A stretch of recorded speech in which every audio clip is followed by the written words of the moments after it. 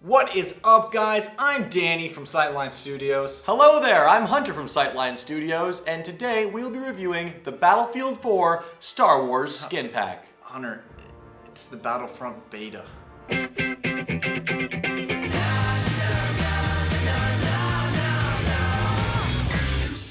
So I think hands down, right from the get-go, survival was the #1 game mode we loved to play. I mean, just the idea of getting to face off wave after wave of stormtroopers with an AT-ST thrown in there occasionally, it's just unbelievable. As well as the competitive edge, making you want to get that #1 spot. I know it drove me to get that 4 minutes and 47 seconds, and drove Hunter and I together to get that 3 minutes 52 seconds. By the way, make sure you guys comment down below listing your best single time and best co-op time. Yeah, and even though the game does feel pretty different, this part harkened back most to the Battlefront 2 that I've logged a stupid amount of hours on. I like the AI a lot, and I'll say the AI in this game, not a big surprise given the current gen of console, but the AI is fantastic. They'll dodge individual blaster bolts, they'll dive out of the way, they'll do really smart things, and although they still kind of run at you, on the way they're evading things that AI in Battlefront 2 certainly wouldn't evade when they kind of stand there and have to wait to shoot you. Here it kind of felt cool, and I really hope that they actually use the same AI in the battle mode where you can just go and play a big multiplayer match with AI. If they use the same kind of like fighting tactics, that'd be awesome. It'd be an improved version of the Battlefront 2, which I really loved. And that was honestly a really nice thing to see, was that they weren't just kind of drones and they moved around. It felt human. I think that's the first thing I noticed. This game felt very real, but still had that Star Wars feel, and it was really nice to see that. Another thing that I really loved looking for was the amount of just Easter eggs spread all over the survival map. As one of my friends pointed out to me, there are Tusken Raiders just surrounding the map, and every once in a while you'll see one of them just putting up his spear going boom, boom, boom. And that, I could honestly say that the second I saw him, I went, oh my god, look, it's a sand person. And then another part that I can say that definitely adds a lot to survival is the collectibles. Just being able to go around and do extra within the survival map and then getting rewarded with it with a star is amazing, except they don't give you the star. Yeah, seriously, what's up with that? Some of those collectibles, all of those collectibles are the same color as the sky. And like 4 out of the 5 are hidden up in the air. So you're looking around, you can't see the damn things. We finally collect all 5, just completely destroy our time. Whoops. But then get no star for it. Thanks, guys. Thanks, Dice. Thanks. All in all, missions were a lot of fun, and it's only the beginning. What they had in beta was barely anything of what they'll have in the full game. Quite frankly, that's the part of the game, besides the character customization, that I'm most excited for, and I really can't wait to see not only what it is on release, but what they do to it in the future. Fingers crossed for space battles still. Let's go, guys. So initially, when I think it was just our first match or our first couple matches, we did not like multiplayer whatsoever. It just did not feel like Battlefront at all. I had the feeling that it was just like Battlefield, and I think Hunter, you said the exact same thing. Yeah, I was looking at it like, wow, it doesn't feel quite right. There's some stuff off about it. The map design was kind of what got me, and that still gets me, although my opinion has changed. It felt very close shooter, Call of Duty Battlefield-esque. It still looked Star Wars, but it wasn't Battlefront. Not to mention the map type for Walker Assault, it was Rush. It was Rush from Battlefield. Yeah, it really and was. Once we figured that out, we were like, come on, just put in some Conquest and everybody's going to be happy. But I think as time grew on and we just started playing more and more and more, I know by the end of it, I absolutely loved multiplayer. Not as much as... No, actually, I will say I like multiplayer as much as survival. I will say that. Yeah, I had a lot of fun. It was kind of nice to play against other people, especially since most of the customization, which is why I'm going to invest tons of hours, is probably going to be gated to multiplayer only. I mean, I better enjoy it because I'll be spending a lot of time there. it ended up being a lot of fun, and once I got the hang of it, I enjoyed it. I'm not sure how I feel about all the unlocks of weapons, as some of the later guns do seem to be significantly more powerful than the starting ones. The big machine gun you get, DLT 98, I'm pretty sure, or DLT 19. It's one of those two. that's for all you guys who are going to call me out in the comments for not being a real fan. DLT 99, something around there. See, don't worry, we know our Star Wars.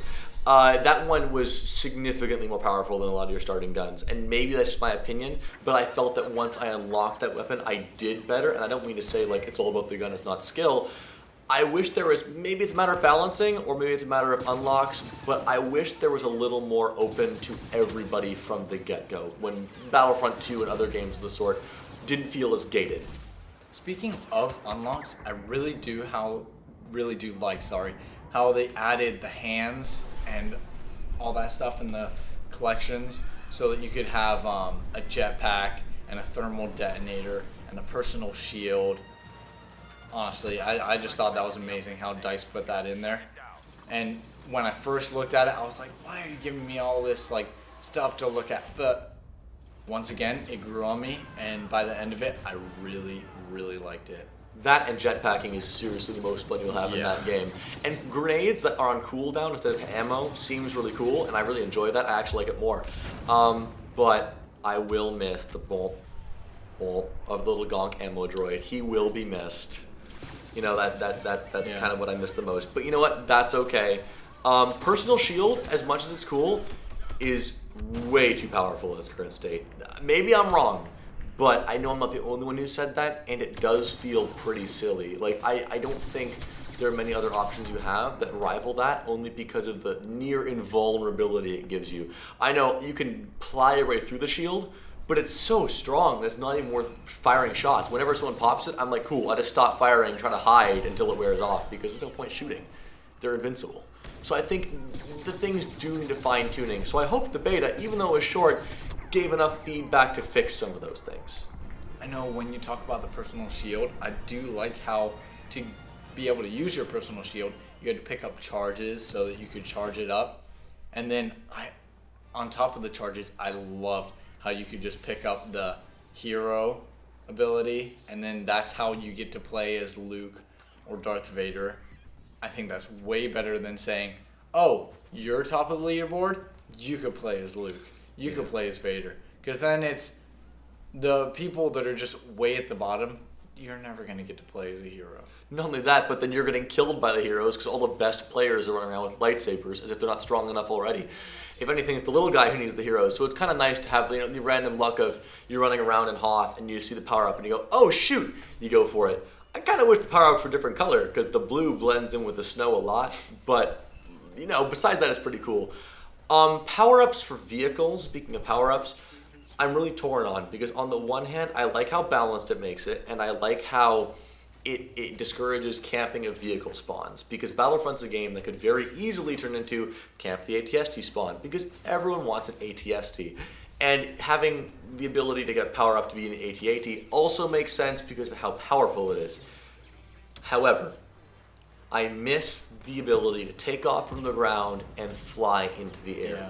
It's pretty immersion breaking to simply appear in the air, because one of the things that made Battlefront cool was the fact that it combined air and ground combat. And you could say, yeah, you can do strafing runs, but the ground and air combat will never be as tied together as when you can just get in a vehicle, take off, and fly into the sky. Nothing beats that feeling. I would have to agree 100. I think out of everything, I don't mind it being like the AT-AT power up whatsoever. I don't mind that. I don't mind the hero. I don't mind the charges. It's just the X-Wing, the TIE Fighter, the A-Wing, and it's just all those. I would much rather be able to get right in my fighter and just fly up. I think that was the biggest disappointment for me. Yeah, it's not even like a gameplay thing that's game breaking. It's not like any imbalances. It just. This game I play a lot for not only reliving the Battlefront memories, but also to get that, that Star Wars fix before Episode 7 comes out. and to relive some of the Star Wars memories. And one of those things is the immersion. And I mentioned this game feels very real, and it really does. I really feel like I'm there. But man, the second I see one of those Starfighter power-ups, the feeling of immersion is completely lost. And it just kind of really takes the wind out of the sails of the game for me, which is a shame because it's a beautiful game. Oh my goodness. The graphics are stunning. So, in all, I can definitely say that we had a pleasant experience with this game.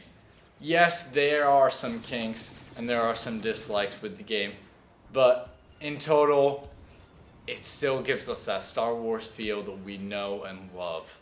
And from all of us here at Sightline Studios, thanks for watching, and I'll see you in Star Wars Battlefront 3. Dude. Star Wars Battlefront!